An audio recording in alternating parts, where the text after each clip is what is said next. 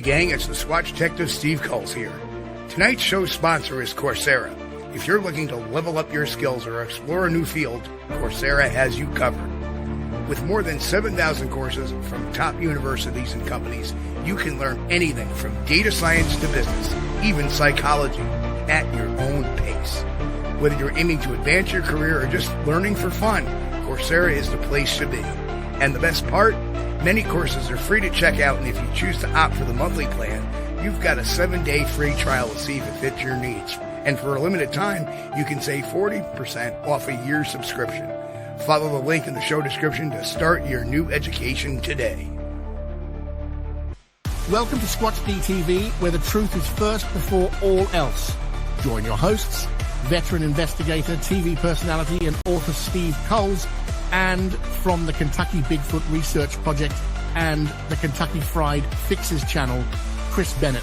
Sit back and prepare to take yourself on a journey with the longest-running Bigfoot podcast, Squatch-D TV. Here are your hosts, Steve and Chris.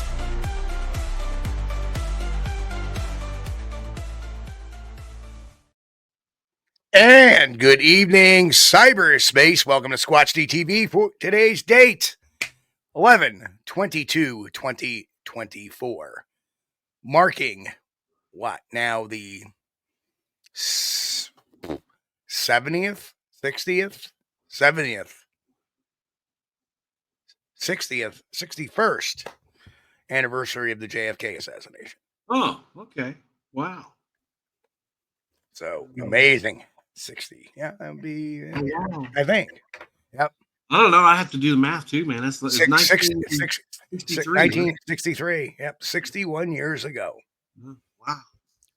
Now, an amazing thing is when I was born, you were to go back 61 years, it'd have been 1908. Yeah. Oh, that was the assassination of the Archduke or something. That was 14 that happened. The Archduke Ferdinand of Serbia. Yeah. Oh, wow, and his wife. Yes. So welcome one and all. I am your host, your guide, the Squatch Detective Steve Kulls, along with my co-host right down there, World War I historian Chris Bennett. Oh, no. Far from it. So yeah, we were talking about our sponsor. Well, I'm actually taking another course on the Constitution. So very interesting stuff. Oh, but anyway, yeah. I know the preamble because of Schoolhouse Rock. Oh, that's so funny. Yep. That was a good thing too. I brought up Schoolhouse Rock. They should still have that on like TV or something for kids. It used to be on every Saturday morning back when we were limited to cartoons one day a week. But that was a really good thing. Schoolhouse Rock, educational. Sing along and learn. That's pretty cool. I don't know why they do that. Maybe they think it's racist now or something. I don't know. No, it's patriotic propaganda is what it is, according to whoever. Oh, stuff that helps kids learn how the government works is propaganda. Anyway, we have one hell of a show tonight. We're gonna have a little fun tonight, actually. Yeah. And of course, we're only on at 10 p.m. So let's do before we do our roll call, let me just say I thank everybody for their patience for the last 12 days. We haven't had a show in 12 days. And the reason why is, of course, everybody knew I got back into the work field. And I was originally supposed to work second shift, which for them runs about 6 a.m. to 2 p.m., right? I am now on day shift. So that runs about 12 p.m. and I usually get done around 6:30. So it's looking like we are going to have our regular 3-day show week after all. So I hope everything, works out. We'll see. Yep. I know how things are when you get a new job. The schedules tend to shift around a little bit. So yeah, well, I was planning on doing a show Wednesday morning until I got into work Wednesday afternoon, and they said, "Oh, by the way, there's an orientation today, so you're going to stick around until 8." So that kind of killed the whole thing there. But But nonetheless, here we are. And no, it was all good. I mean, you want to talk about having a great job. It's a nice, easy peasy job. I get paid pretty well for it. No stress at all. That's good. That's an important thing. Yeah, people working on those jobs where they wake up in the morning and say, "Oh God, it's time. I got to go to work." You know, that's rough, man. I've been there. Okay, if you're in that situation now, I'm with you. I've been there. Yeah, we all have. We all have. And I remember when I was working for the ambulance, getting ready to go to work, I'd be filled with anxiety because you never know what's going to hit you during the day, right? And which stressful event you're going to have. Or, my shoulder's a little sore today. I hope I don't have. And then you're worried about, getting somebody that, this is all like cake work. So this is really, really fun. And we also have gotten the new. The first event of the year is next year already, and that's going to be the Pennsylvania Bigfoot Camping Adventure. It's already up and running. So that'll be going on, and I'll give you the full speaker lineup when that's officially announced. That's put on by Mr. Eric Altman, isn't it? That is correct, in the lovely Fayette County, Pennsylvania, right there near Jumonville Glen, Fort Necessity, and at Benner's Meadow Campground. Great time. And I love Pennsylvania. Pennsylvania, I mean, to me, it's like if you blindfold me and spin me around and drop me in the middle of Pennsylvania, I'd be like, well, this is Kentucky. Looks like Kentucky to me, hills and hollows and trees. Hang on a second, Chris. I think they get a few more pine trees than we do, but I love Pennsylvania. Good stuff. Okay. The office. Hang on, I got to check the office. All right, you take care of the office assistant. We can't neglect our workforce here, But there's a lot of people in chat tonight. Thanks, guys, for joining us. Oh yeah, he's all right. He was just looking stressed for a second. Now he's just turned around like, "Hey, how you doing?" All right, so let's do our roll call in chat real quick, and we'll get the show going. So first in today was Pete H. Hello, Pete. Walter Kroll, hello, sir. Relic Tomlin catches on the flip side. Danny Weeks, Sharon from Belgium will also be catching us on the flip side. Welcome. Karen Fisher, good evening to you. Sandra Piper, hello. Grasshopper, what's going on? Who else? Jen, hello, Jen, and to her office assistant, who I'm sure is nearby. Yeah. Ristel, good to see you, Ristel. The Beatron is in the house, and the Susie Monster. Susie Monster. David Parker, hello, David Parker. Good to see you, sir. Tennessee Cherokee in the house too, and that's all our chatters for tonight. So okay, good deal. So there's a few out there that are just lurking. Well, hello to all the lurkers, and of course. Hello to all others on the audio platform, such as Spotify, iHeartRadio, SiriusXM, etc., etc. We appreciate you guys listening on the podcast. And remember, sometimes you need to step in, check up the YouTube channel so you can see the video if we're showing, especially if we're showing pictures or something. Yep. Well, we might be doing an evidence review for this Sunday, so I don't know. We'll see. But anyway, let's. Ron Meldrum in the house as well. Hello, Ron. Good to see you, sir. Oh yeah. Oh, sorry. The podcast, guys. It's youtube.com/squatchdtv. Yep. Tell them to stop by the YouTube channel, but I don't tell them where. Okay, sorry. That's right. That's all good. They'll figure it out. So anyway. So today we want to talk about what does Bigfoot do during the winter season, or possibly a survival guide for them. Many times one of the arguments a lot of times is, people, the skeptics will argue, well, how can a Bigfoot last in frigid temperatures and zeros and sub-zeros and all that wonderful stuff? Well, we already talked to Dr. Meldrum at the beginning of the year about why they may not get frostbite, because they have extra thick padding on their feet per se, perhaps their hands as well. And that prevents that from doing the nerve damage, which causes frostbite. So that is one. Angel Nolan, I think, just snuck in too. Hello, Angel. Yeah, that could be designed. Their bodies could be designed Right. for it. Right. They've been living in the Right. outdoors all their life, so they're going to be right. So, and I know a lot of people talk about hibernation. Maybe they hibernate like a bear. Well, bears have a very special metabolism to do that, and I find it really unlikely that they may. I mean, they might do that, but how would you explain saying Bigfoot 20?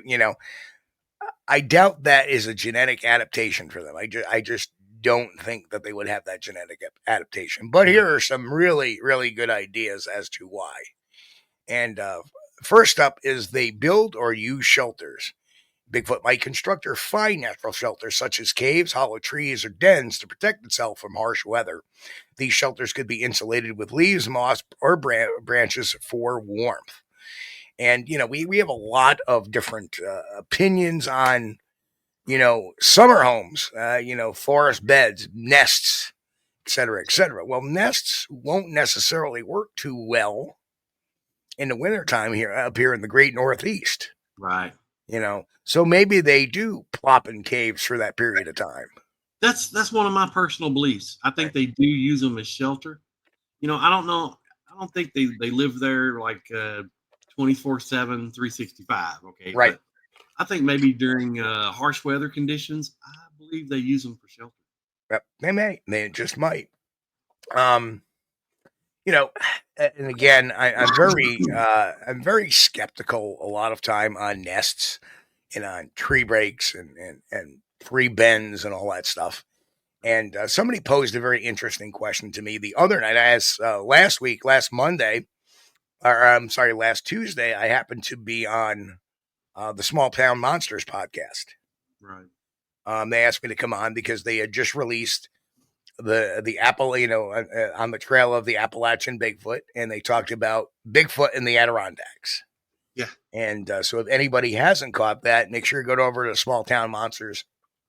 I have a pretty big role in that one, so it's really cool. And great audience, another great audience, great questions too. And one of the questions originally asked to me, I completely forgot because I started bullshitting. But I there was a question and I was ready to answer it, but I wanted to predicate. But we'll get back to that. But somebody. Oh yeah, now I know. Somebody asked me if they may post sentinels. Sentinels, big word. How about a guard? We can, instead of calling it a sentinel, how about just calling it a guard? Will they post up to keep an eye on the rest of the troop? And I won't use the word clan. Clan is reserved for human beings. Yeah. Right? Well. People. They're a troop, just like a troop of gorillas, just like a troop of chimpanzees, just like a troop of orangutans. They're troops. So, trying to stick with the proper terminology here. Yeah, man. But do they, and I do believe they may post somebody up to keep an eye on family groups. Why not? There was a video that had come out many years ago that showed a troop of chimpanzees crossing the road. And you see this one big chimp come out, and he stands at the edge of the road, and you know the one I'm talking about. Yeah. And they all go past him and cross the road, right. And he doesn't leave until the last one walks. And then he walks to the other side of the road, looks both ways, and then goes into the woods to bring up the rear of the troop. He's like the chimpanzee crossing guard. Yeah, right. That's pretty good. Right. So if something that is 98.6% of our DNA does that, a Bigfoot somewhere in that range wouldn't be surprising to me. And then again, look how a silverback gorilla guards over its troop. Right. You bring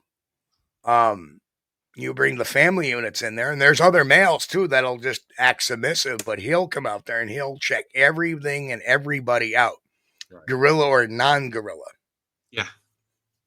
Yeah, I've seen some of those videos of the people doing the gorilla tourism, which they offer. Yeah. and they're like, there's this silverback walking in there among them and checking them out, and the guide is saying, "Don't move, and I'm like, "Yeah, okay, don't worry." Yeah. Oh yeah, that would be scary.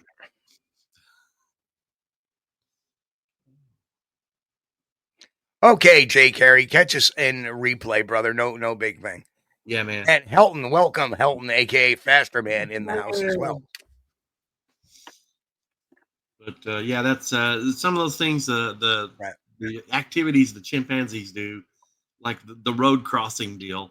Yep. It makes you think. It really does. So that was really a great question thrown at me. So it makes a lot of sense that they could post up one of their troop close by the cave entrance, and if something starts to approach, they can, get everybody out.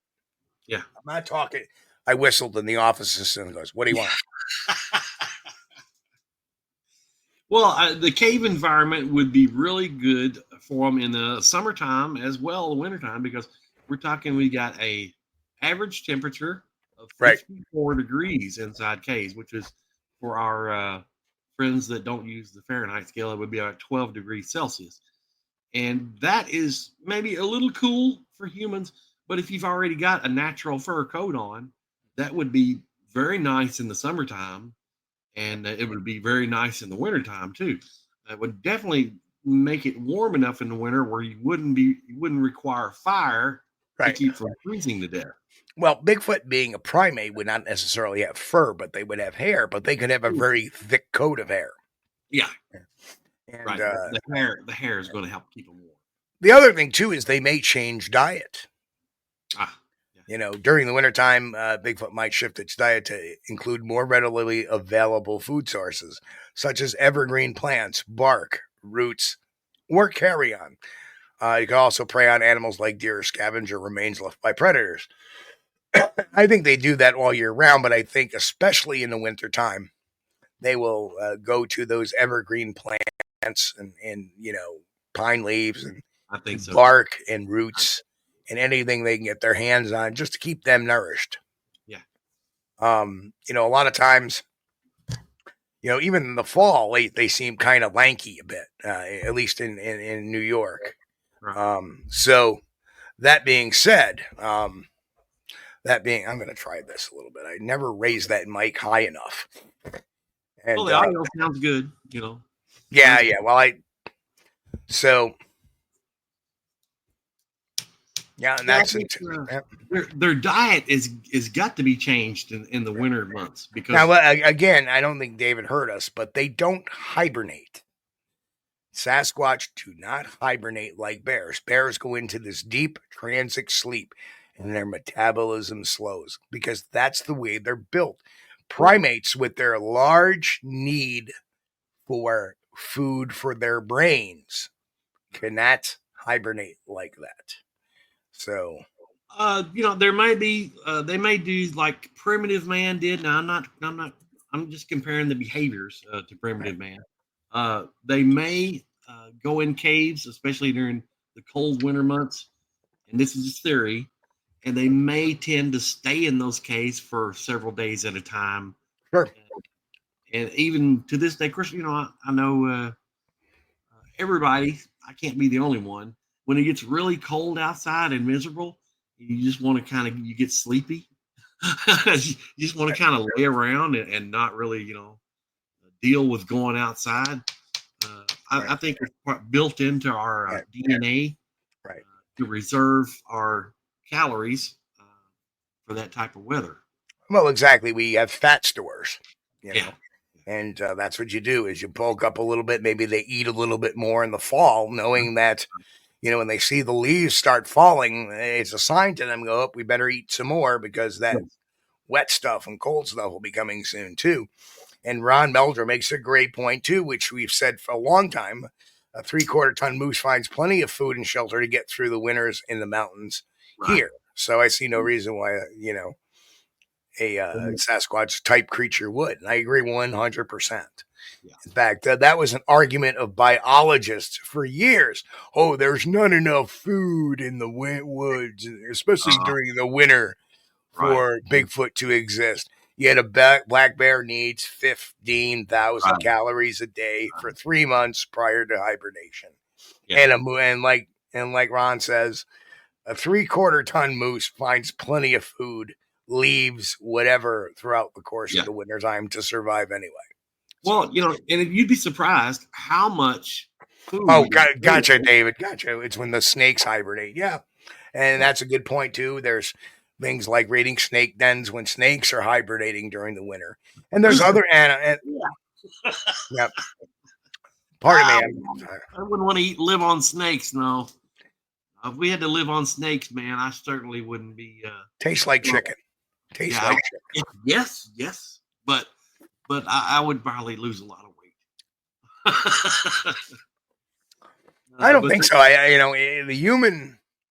The human propensity for eating stuff, even that is repulsive to survive. Yeah. Have you ever heard of the Argentinian? Uruguayan rugby team that crash landed in the Andes just before Chile. Yeah. And there were 42 passengers and crew on board. 28 survived, and by the end of it, only 13 were left, or 14 were left. They had another 14 or 15 die over that period of time they were there. But one died of starvation because he absolutely refused to. What they were doing is they were taking strips off the bodies to eat. Because that was the only food they had left after 7 days. And the one guy ate for a little bit. He refused and ate a little bit, and then refused and ate a little bit. And eventually he ended up dying of, and at the time of his death, he weighed 65 pounds. Wow. And they were only stranded for 70 days. So that should tell you how quickly a human or a primate can deteriorate without food. They had plenty of water because they had the snow there. So that could, there's your fresh water. Right. Well, their bodies were also burning a lot more calories trying to keep them warm too. And that plus the elevation. Yes. And they, their breathing was a little more labored because they were at 14,000 feet at height. Right. So that will burn up calories as well. Always carry a spare box of Twinkies with you whenever you travel. I can see that, man. Sir, we need to pull you over for secondary inspection as you get out of the plane. What do you got strapped to your leg there? Oh, it's my Twinkie stash. Twinkies. If we crash, man, I'm not eating nobody. I'm eating Twinkies. Yeah. He falls down. It looks like he pops like a zit. All the cream everywhere. Oh, gross. But they had to do what they had to do.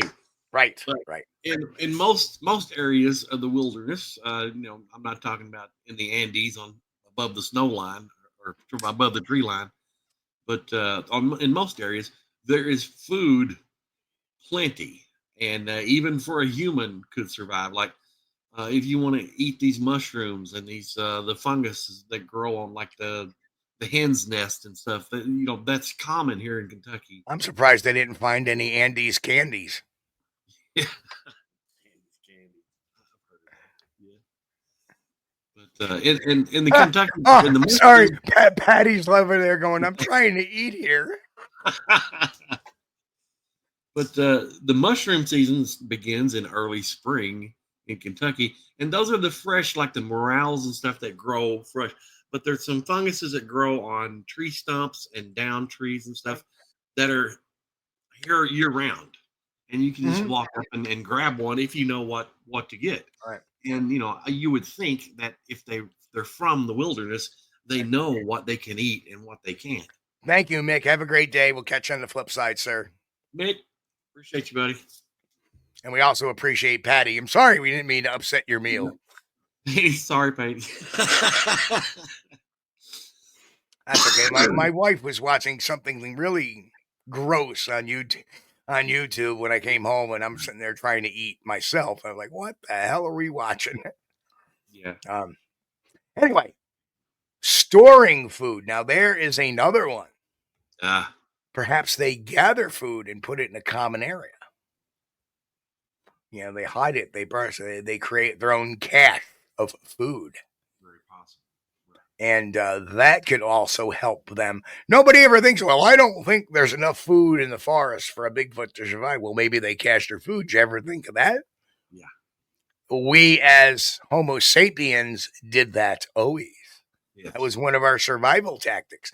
All of these survival tactics, by the way, are right in line with your Aboriginal Homo sapiens to the country, right, to the continent.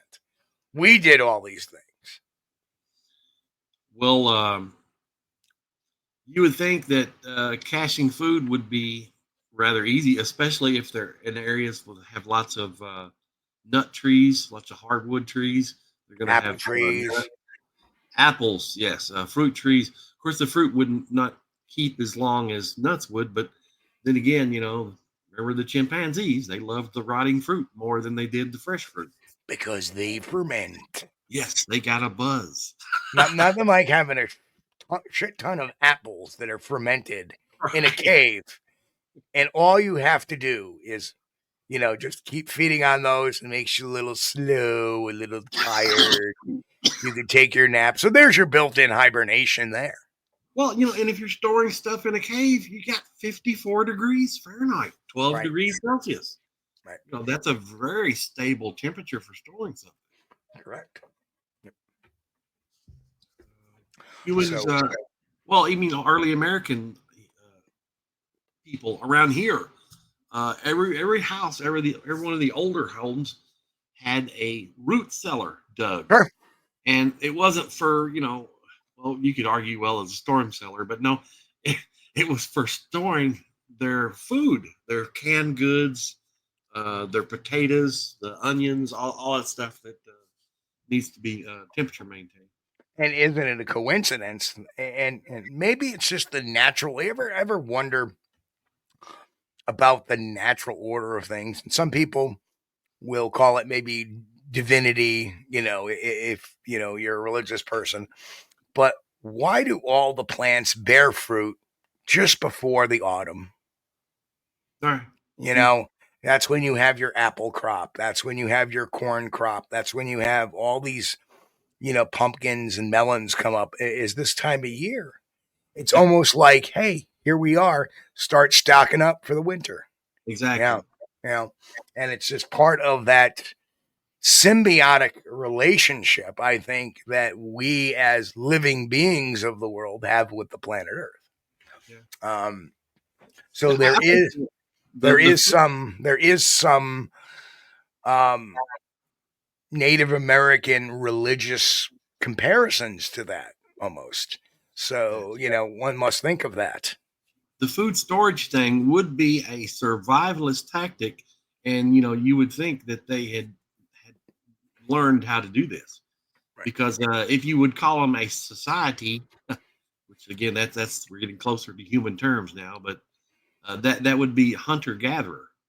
Right. And like a nomadic hunter-gatherer right. type of culture there. But you know, I hate to say that. I've always said though that you know the chimp has the 98.6 of our DNA. I think Bigfoot is even closer, right? I believe. Or if they're not, at the very least, they are parallel a bit to us a little bit, not completely. You know, because they may have sprung off the Ardipithecines. Or they may have sprung out of the Paranthropus because Paranthropus just disappeared, right? But imagine if Paranthropus was to continue to evolve over the years. Right. Could that be a Bigfoot? I think it's a good possibility. You know, if you subscribe to the Gigantopithecus idea, or perhaps the Homo habilis idea, then you're talking more of the Ardipithecines. But the Ardipithecines, their foremost thing closest to us is the chimpanzee, the pan troglodyte. So don't know. Very interesting to speculate, but I really think that that's a whole nother discussion that we've had before, and I'm sure at some point in time we'll have again. But I think caching food is another way that they survive. Yes. Travel to milder climates. Bigfoot might migrate to areas with less severe winters, such as lower elevations or more temperate regions, to find food and shelter more easily. Now, that may be a little easier, say, in the southern end of Pennsylvania, where they could walk 30 miles, 40 miles, and be into milder climate. Milder climate of West Virginia, the milder climate of Maryland, the milder climate of Kentucky, the mild, etc. That's not unheard of. I don't think they migrate like birds. People think migrating, they automatically assign that to like birds. No, they don't travel south for the winter. But what they do is they move to areas that are quick to get to, easy to get to, unobserved, unseen. And of course, I'm sure they had to adapt in the last couple of 100 years with the population growth of the United States with Homo sapiens. Right. Yeah. So I don't think they travel that far, but they do go to milder zones or zones where there may be more opportunity for food and growth. For example, and I always use this example, is the apparent migration effect we see from the Adirondack Mountains to the Green Mountains of Vermont, during the fall and winter, and, Whitehall being in the crosshairs of that makes it kind of ground zero. And that's why we have a lot of sightings, is because it's the natural corridor of things between the two ranges. There may be other examples of that. I'm not familiar with that because I haven't studied it as much. Right. So you have that there. That's one of the things I do believe credible. I believe they follow the food, and they also follow the cover. Right. There's two things they need food, and they need cover. Cover, yeah. And there's a good point. I think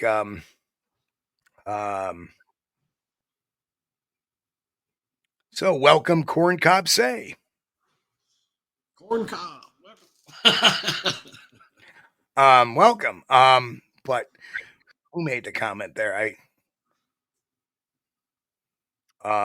Somebody had made a comment about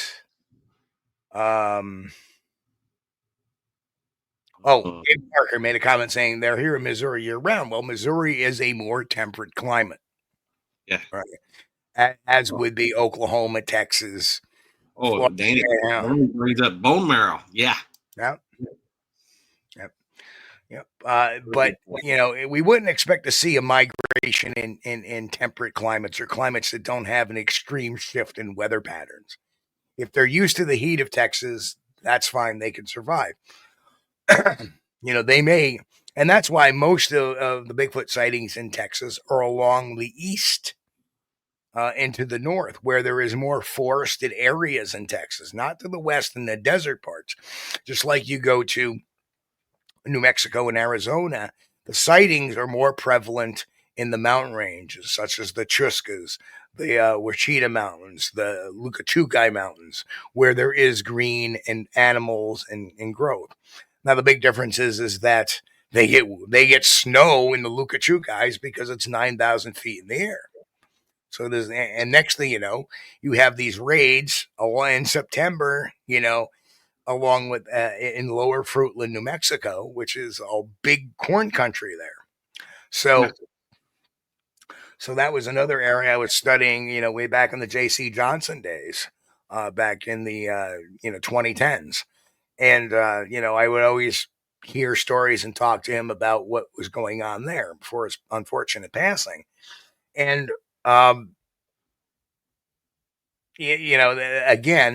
the travel a milder climate is when there is a need for that.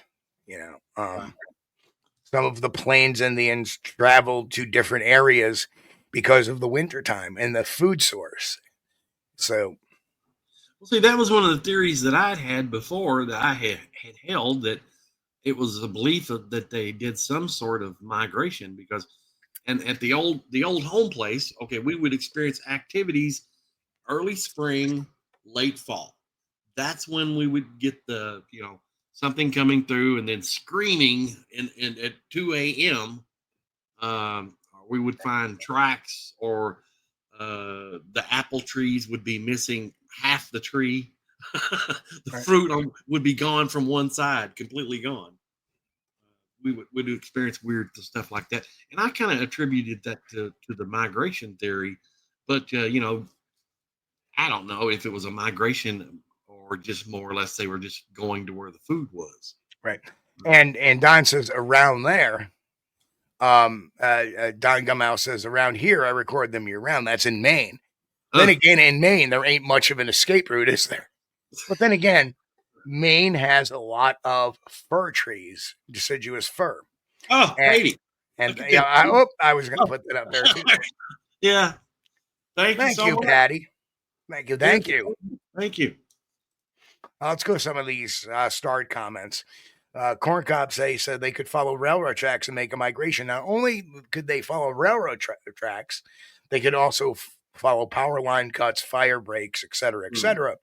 And those have always been what I feel are the Bigfoot highways. You want a Bigfoot to get out of an area fast, travels down those corridors at nighttime, unseen, unheard, gone.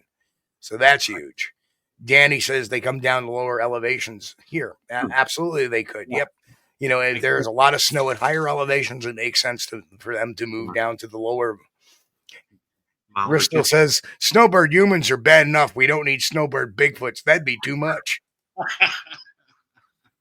And again, thank you, Patty, for gifting those memberships. We appreciate that. Too kind. You're too kind. Too kind, really. Yeah, snowbird Bigfoot. Snowbird Bigfoot shows up with Bermuda shorts and a Hawaiian shirt and sunglasses.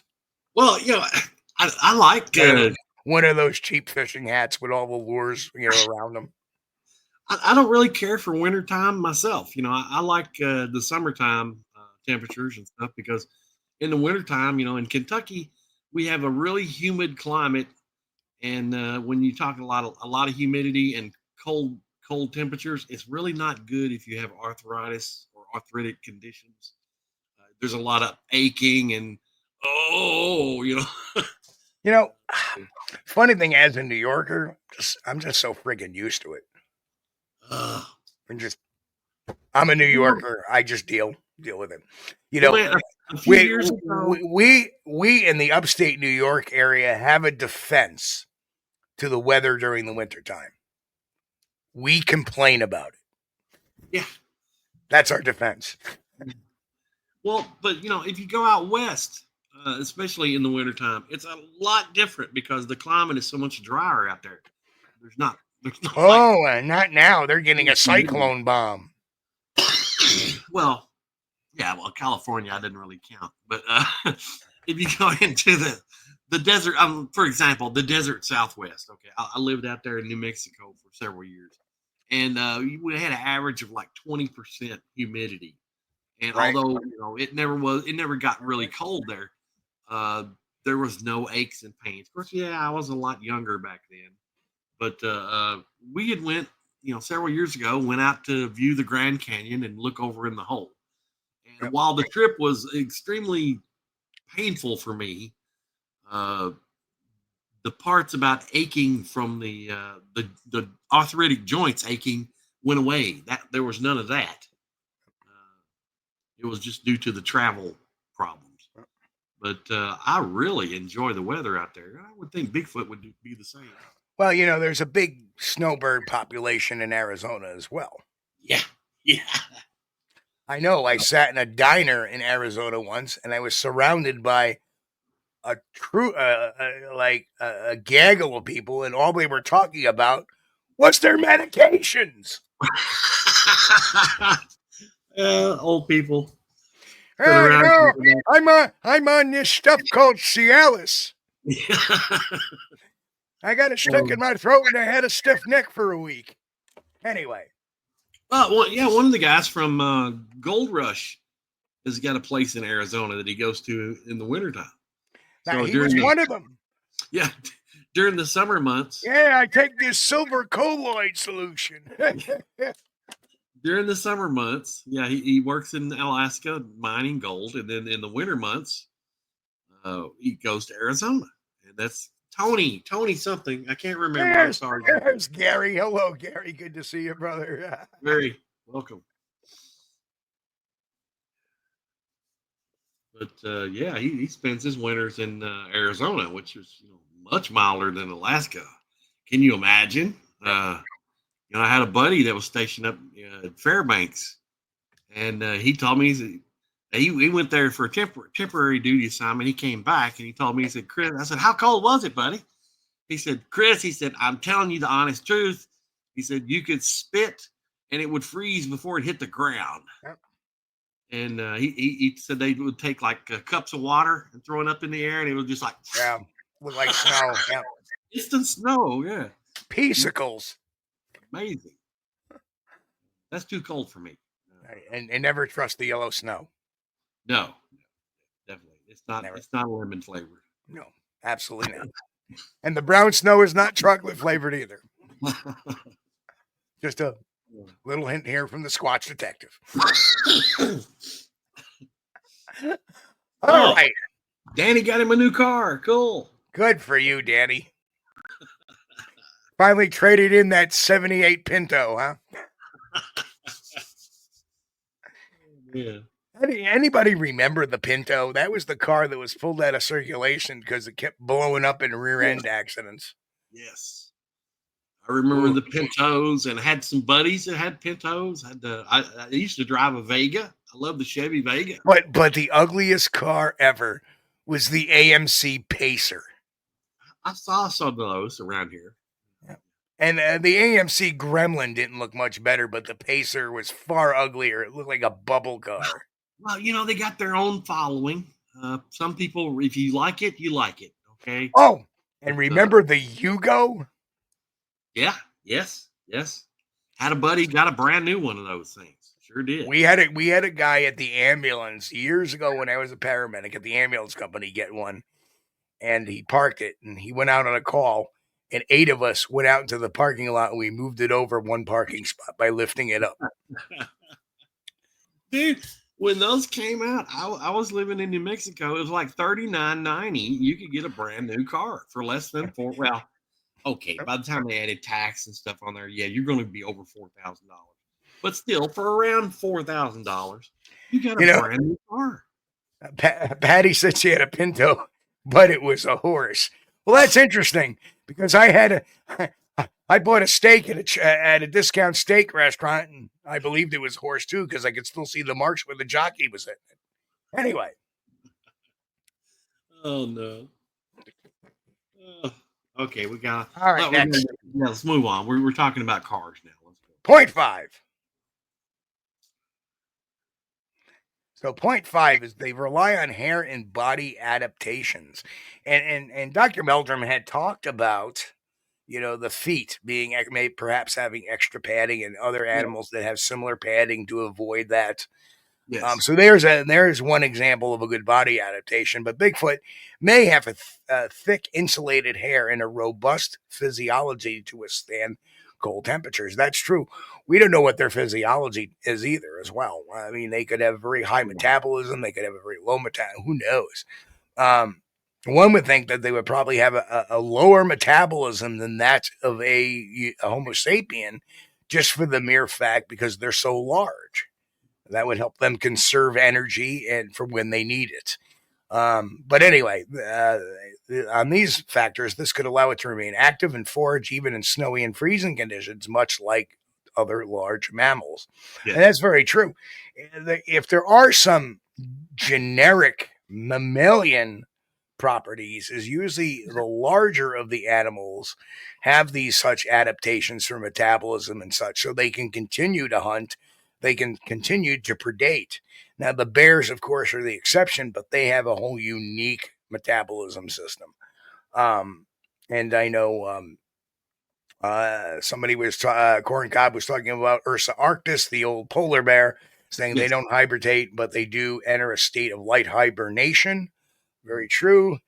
Ursa americanus, our black bear friends, they tend to they'll go in a cave or dig a hole. And Don makes a great muscle carries more blood vessels to stay warm. And you combine that with a thick hair, such as they have. And people wonder, well, why does a Bigfoot have thick hair? Well, part of that is that evolutionary. If you think about everything about a Bigfoot, its evolution is amazing. You know, we see the percentage of sightings that occur at night are greater than ones in daytime. And they have eye shine, which would indicate a tapetum lucidum. Well, that is a genetic adaptation for nocturnal animals. Yes. And it also might be what they call an evening dweller. And the actual term of that escapes me at the moment. But diurnal would be a daytime animal. That's us. We are active during the day. At nighttime, we all get tired. We go to sleep. And a lot of people, even those who have worked night shifts, have a lot of trouble sometimes sleeping during the daytime. Because we are diurnal by nature. Our circadian rhythms are built to being up during the daylight hours. We do not have a tapetum lucidum. Neither does a chimpanzee, a billy ape, bonobo, gorilla, nor orangutan. And guess what? Those two are all diurnal animals, with the exception of the billy ape. I'm sorry. The billy ape is more of an evening animal. They do a lot of predating in the evening. So there are some differences between the bonobos, billy apes, and chimpanzees, although they are very similar and look a lot alike. So, when we talk about their body adaptations to the cold, you would think that through genetic evolution, okay, the ones that lost fingers and stuff probably died off a long time ago. You know, with humans, when we get exposed to frostbite conditions, our body starts restricting blood flow to our outermost extremities. That's right. Don't do that at all. I did have it right. It's crepuscular, believe it or not. Yep, crepuscular. I'm sorry, crepuscular. That is a dusk to dawn dweller. Right. So they may not. So in actuality, I believe that. So I'm going to change that. That a Sasquatch may not be nocturnal, but it's crepuscular, meaning it ranges from the evening dusk till dawn, because they become, like I said, I've always had that term Squatch 30. Right. Well, I believe their eyes are larger, and I think they're more adapted to seeing at night. Right. So, low light conditions. All right, guys, lawnmowers keep us up. Why do we really need to mow once a week? Well, I once a week is fair. Unfortunately, I get a neighbor that'll mow every 3 days because he's got nothing better to do. I'll hear that lawnmower on Monday, I'll hear it on Wednesday, and I'll hear it on Friday night during the day. Well, Andy pretty much takes care of mowing the yard here now. I don't have to do that. But before, I was really seriously considering some of these robot lawnmowers. I think that would be cool. Yep. Go out there and mow your yard for you. Right.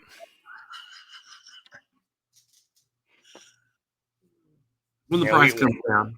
We need to find some robot squatchers. Go out and find a squatch, just send it out there without us. That would be handy, yes. But put a solar panel on it, let it automatically recharge. Just stay out there in the woods until you find one. Have a little trail camera built in its chest, a little DNA kit in one hand, flashlight in the other. Or a Tesla robot, or heck, maybe we can get one of those Terminator, T101. Hey, hang on a second. I need to make an announcement. Ladies and gentlemen, Mr. Jay Fritz. Jay! Welcome, man. Good to see you. Welcome, Jay. But, that would be cool. Now, right see, here's the interesting thing. In New York State, you cannot fly a drone in a state park. Wow. Because the volatility of the lithium batteries that are in them. Now, a lot of people will say, well, geez, DJI makes some beautiful drones and these people make beautiful drones and they never. Yeah, I don't think it's those drones they're worried about. They're worried about those cheap Japanese $125 drones that come over here. And I think they're worried about those lithium batteries more than anything else going kaboom. And anytime you're dealing with a lithium battery in a crash, there is the potential for a fire. And that's the main reason why they don't allow drones necessarily in parks. There are some state parks that allow them, but you have to be in visual distance of them.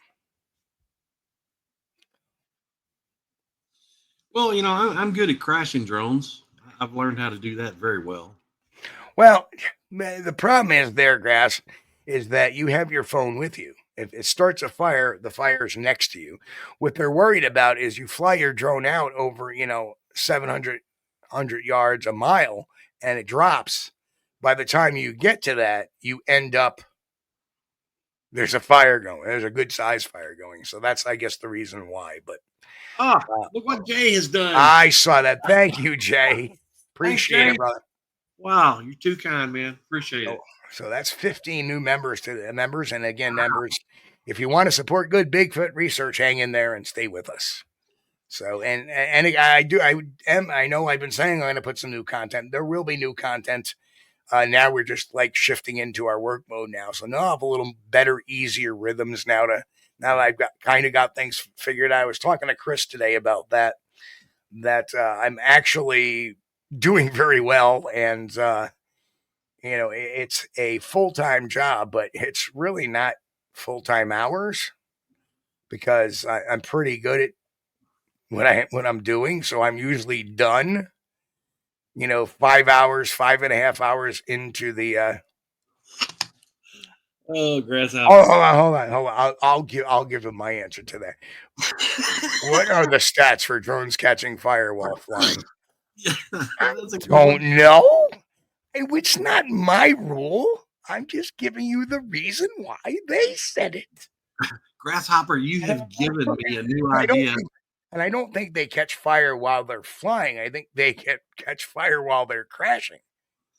And Grasshopper has given me a new YouTube search idea. Drone catches fire while flying. I want to search that. Or while crashing. How about that? All right. Well, let's put it to the test. How many drones in the U.S. caught fire after crashing?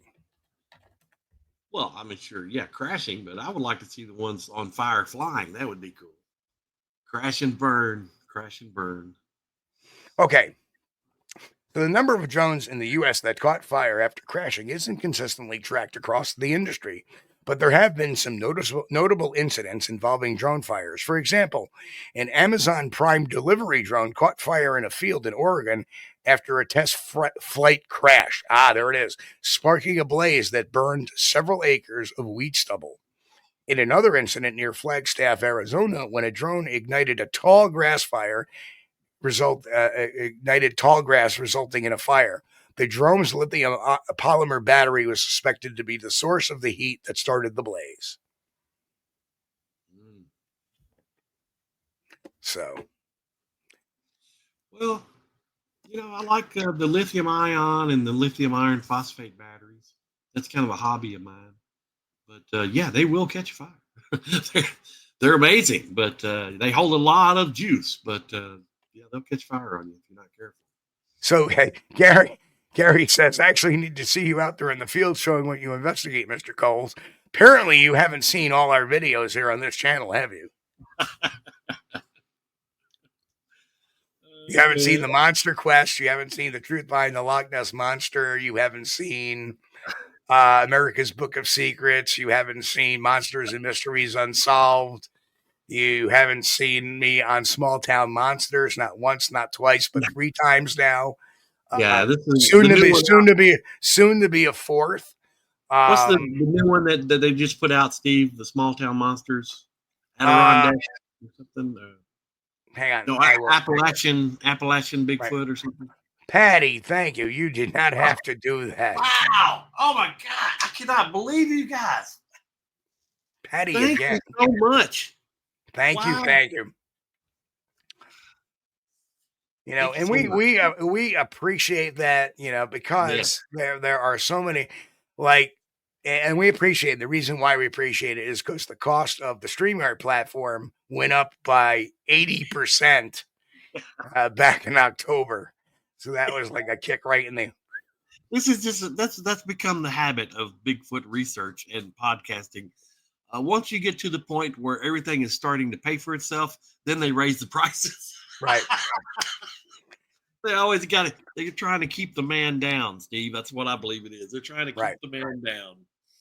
But we have wonderful viewers and listeners like Patty comes in there. Thank you so much. Lindsay, you are a heck of a person. Thank you so much. Thank you again. Oh. And all these memberships you guys are gifting. Thank you so much. If you guys are listening on the podcast now, this is one reason you need to get over to YouTube/SquatchDetective.com and check it out. No. YouTube.com/SquatchDTV. That's right. My bad. At SquatchDTV. Yeah. Come in. You might get a free membership. It's just incredible. We have the greatest audience out of any we could ever hope to have, and we thank you so much. We appreciate you so much. Yeah. Where once every few months, Steve makes himself look like an idiot on the membership file. By the way, there may or may not be another funny video coming out within the next couple of days. Okay. A little foreshadowing there. Yes. And again, the shorts is for our funny, not off-topic stuff now. I've decided that's where that's going to go. And I'm going to not do shorts for Bigfoot stuff anymore. I'm going to just do that for funny stuff because that tends to go a little more viral than other stuff. So, right. So we're up to the fifth. We covered the 5 things.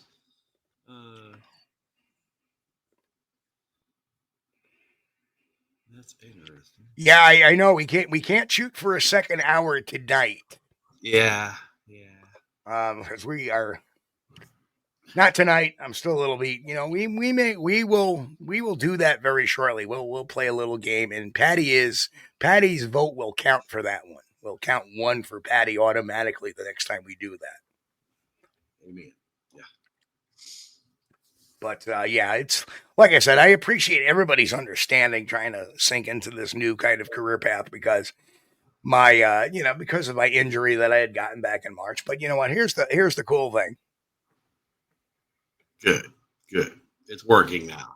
Yeah, it's working now. So pretty soon it'll be back to the gym. And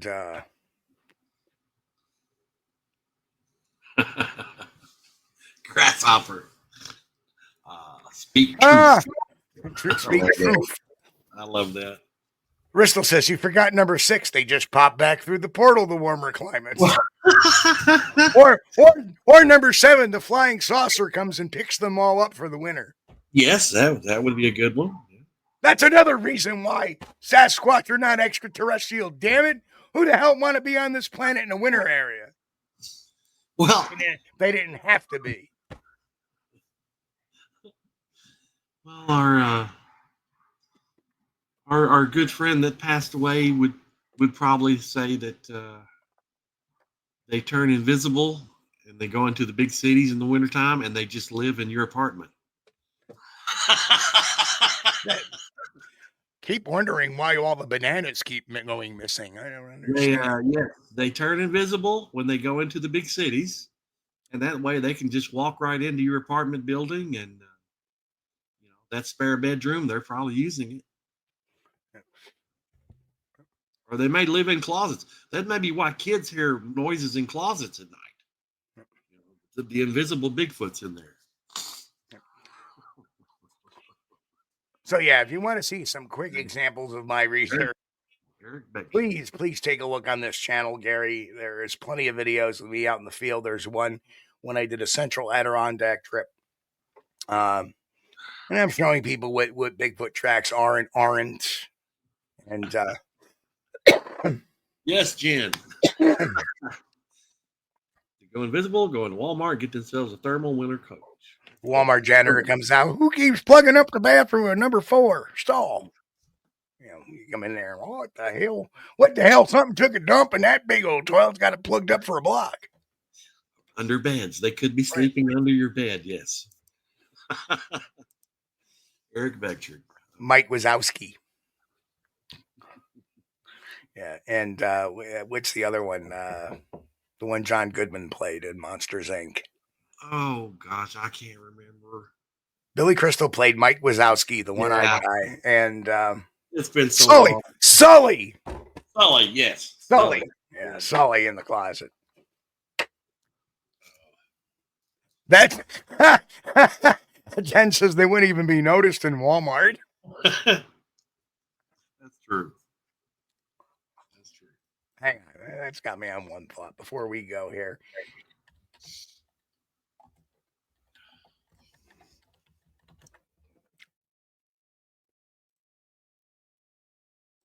Hang on.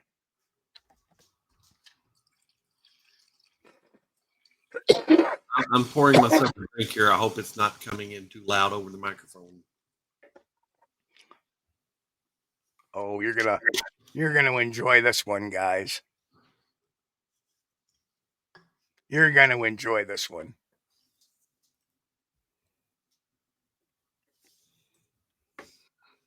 You're gonna enjoy this one. So, walking through the Walmart in Bowling Green, Kentucky. Oh, you're gonna see a picture of me in there, probably. I've been to that one. There you go. Oh yeah, that's probably me back when I had hair. I don't know.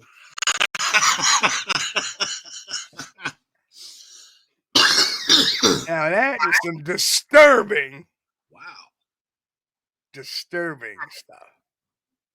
Well, I give him points for wearing the overalls there. That's better. They look new. They look new.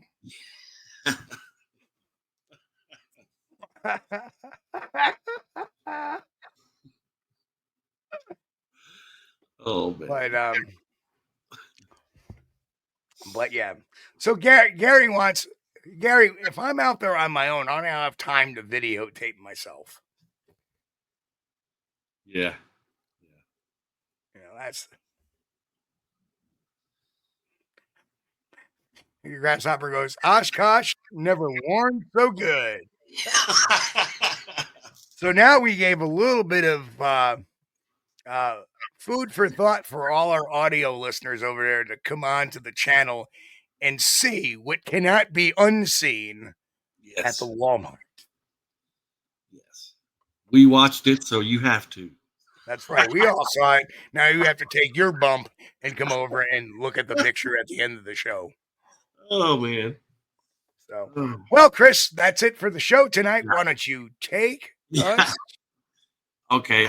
I want to thank everybody for joining us tonight. We appreciate our audience. Thank you so much for all the super chats, the memberships. You guys are just too much. We appreciate it. We know we've got the greatest audience we could ever hope to have. And my goodness, we're so grateful to you guys. And we're humbled that you would choose to spend your Friday night hanging out with us. And Sundays. We appreciate you guys. If it's your first time listening, watching, get over to the YouTube channel, hit the like button, smash that thumbs up, give us a subscribe. It doesn't cost anything to subscribe, and it helps the algorithm with the channel. Yes. On your way out, folks, we appreciate you hitting that thumbs up. Yeah. And if you really are down with the show, share it. Share it. Say, hey, check out this great podcast on Bigfoot. Why not?